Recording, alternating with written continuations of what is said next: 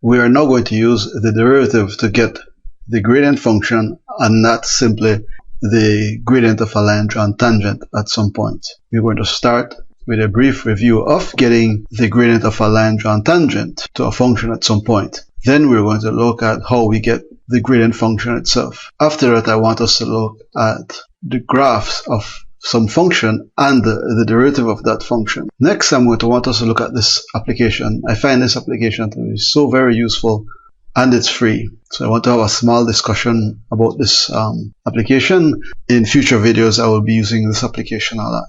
We will end by discussing the relationship between differentiability and continuity.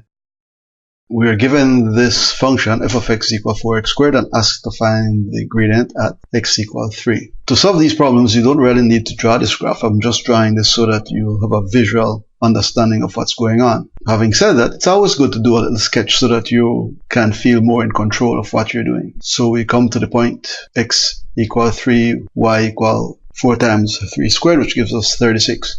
We draw our secant line. The x-coordinate here is 3 plus some h, and the y-coordinate is f of 3 plus h. And so the gradient of that secant line is this expression here.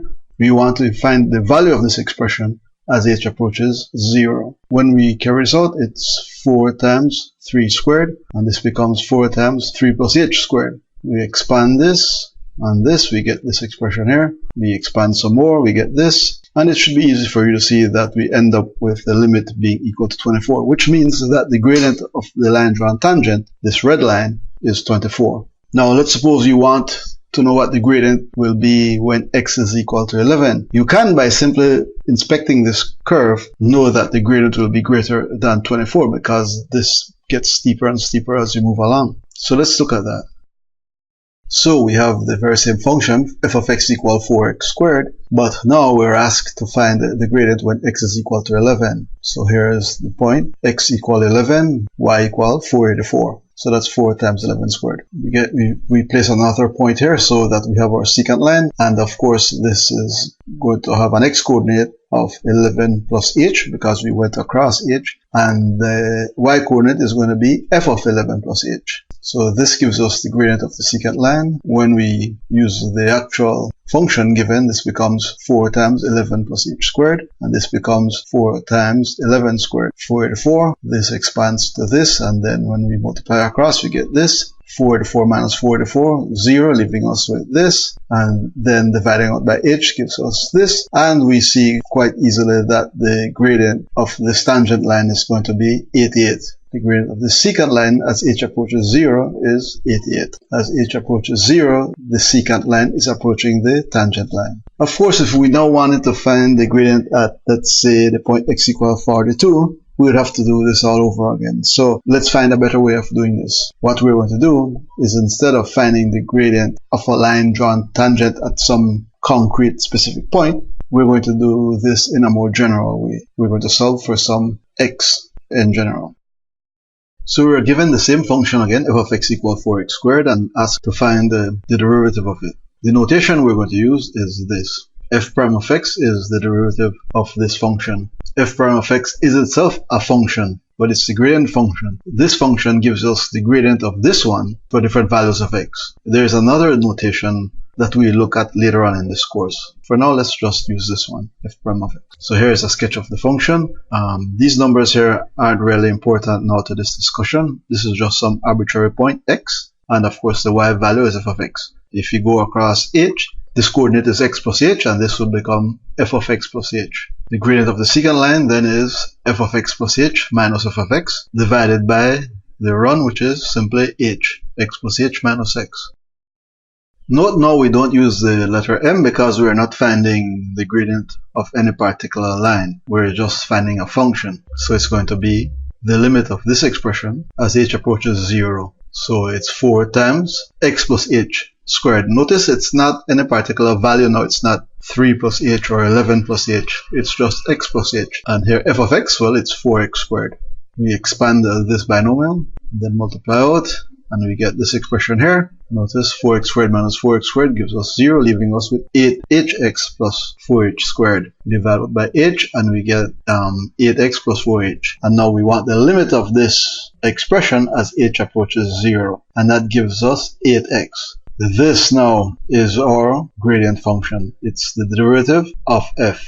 Now that we have this function, we can find gradients along this curve at any particular point. So for example, if x is 3, then this becomes 24. So if this point corresponds with x equal 3, the gradient will be 24. If we're looking for the gradient at a point where x is equal to 11, it'll be 8 times 11, 88. So notice this is much more powerful now. This allows us to find the gradient at any point along this curve. Here we have the formal definition of the derivative of a function. Remember, the derivative of a function is the gradient function. It allows you to determine the gradient at various points along some function. So quite simply, the derivative of a function is the limit as h approaches 0 of f of x plus h minus f of x over h. So I hope you have some visual understanding of this. This is simply the gradient of some arbitrary secant line which passes through some point x, f of x. And the gradient of that secant line approaches the gradient of a line drawn tangent to the point x, f of x, as h approaches 0. So as I'm saying this, you need to be visualizing it somehow. That should not be hard because we've been doing this repeatedly. When we talk about a function being differentiable at some x equal a, what we're saying is that this derivative is defined for x equal a. The derivative of a function is itself a function. So like a function, it can be graphed. So here is the graph of 4x squared, and here is the graph of the derivative of 4x squared, which is 8x. From inspecting this graph, we can see that for x equal 4, f of x is going to be 64. F prime of x is going to be 32. Now for the deeper significance of this, what this is telling us is that when x is equal to 4, f of x is 64, and the gradient of a line drawn tangent to this function right here is going to be 32, which is what this is giving us here. So make sure you understand this. It is crucial. As you move along in mathematics and in fields that apply mathematics, it's not so important that you be able to manually determine these derivatives. The computer can do that for you, as I'll show you right now. But you need to understand what these things mean. So I have a very strong belief that what is severely lacking in math education is an emphasis on the meaning of things. F prime of 4 is 32. That means that the gradient here is going to be 32. Here we have the application I'm always talking about, GeoGebra. This is a very powerful and free application, and so I can't encourage enough students and especially teachers to use this application. So let's look at what we were doing here. We had the function f of x equal 4x squared. We can simply type f of x equal 4x squared, and that's it. So easy. we have a sense of what 4x squared look like. Now if I want the first derivative of this function, all I have to do is go f prime, and there it is. So I hope you appreciate just how powerful this is. So this is the function f of x equal 4x squared, and this is the function 8x, and this function is the derivative of this one. So points along this function gives me the gradient on this function. Here is a little applet I put together in GeoGebra. I'll place a link to it in the description below. So what's going on here? I have f of x and I have f prime of x. Notice I have a point on f of x and a point immediately below this one on f prime of x. So these 2 points share the same x coordinate. Notice minus 4, minus 4. However, this point is on f of x and this point is on f prime of x. Here I have the gradient of this line segment which is drawn tangent to f of x, 4x squared. This is the gradient of this yellow looking line here, which is drawn tangent. The gradient is minus 32. Let's take a look at this point here on this f prime of x, and you see that the y coordinate is minus 32. If I go moving this point to the right, notice when we get here, the gradient of this line segment is minus 25.6. The y coordinate of this point is minus 25.6. In other words, this function is giving me the gradient at the corresponding point on this function. So I hope you understand this. So here, notice that f of x is 4, but f prime of x is minus 8.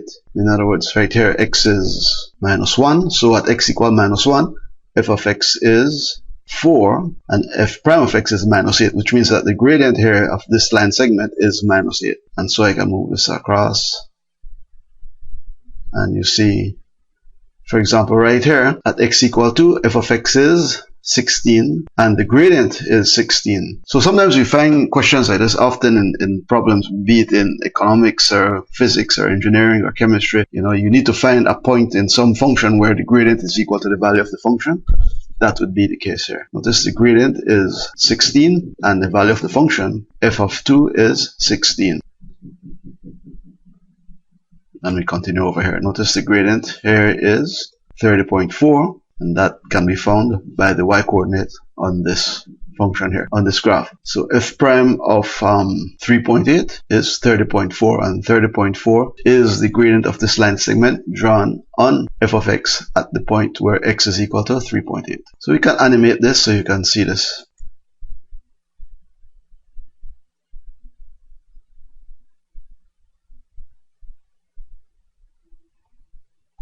So I hope this is clear. The derivative gives us a function, and this function tells us the gradient on the original function. So f prime of x gives us the gradient at all points on f of x. So we now have the ability to determine what f of x is, this corresponding y value, which is 40.96, and by finding its first derivative, we can find what the gradient is here at this point. Before we leave, I want us to look at the relationship between differentiability and continuity. If you have some function f of x and it's differentiable at a, then that function is going to be continuous at a. However, the converse is not true. If you have some function and it's continuous at a, that doesn't mean that it's going to be differentiable at a. So remember what this means. So let's look at this example. F of x equal the absolute value of x. This function is continuous at x equals 0. So let's go over the definition of continuity. The limit at x equals 0 exists, and it's going to be equal to 0. And the function is defined at x equals 0. F of 0 is 0. So this function is continuous at x equals 0, but it is not differentiable at x equals 0. The gradient is not defined. Notice as you approach x equals 0 from the left, the gradient is minus 1. But as you approach x equals 0 from the right, the gradient is plus 1. So right at x equals 0, what is the gradient? You can't say. So again, differentiability implies continuity at some point. However, continuity does not imply differentiability. Okay, so I apologize for going over the 10-minute mark. I hope this video has been instructive. Thanks for your kind attention.